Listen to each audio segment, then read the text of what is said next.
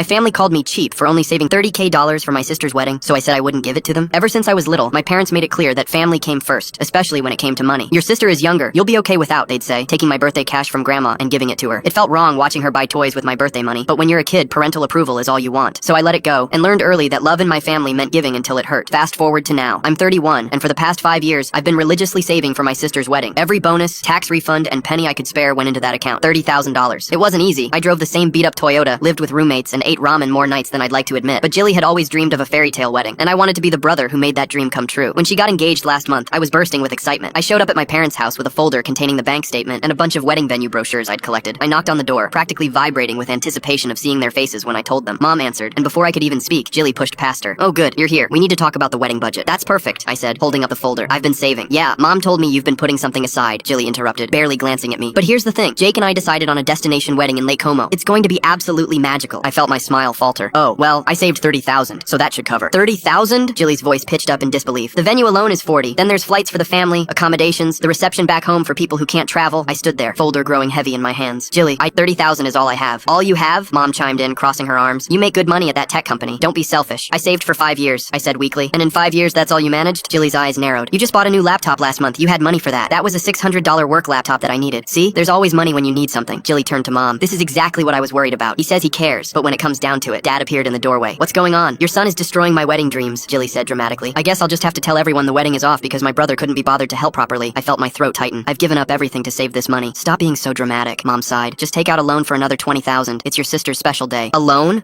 You know what? Forget it." Jilly snatched the folder from my hands. "I'll take what you have and figure out the rest myself, though I don't know how I'll face my friends knowing my own brother cheaped out on my once-in-a-lifetime day." I stood there numbly as she flipped through the bank statement. Then something made me ask, "Wait, why do you need the money now? Isn't the wedding in 6 months?" Jilly's face went red.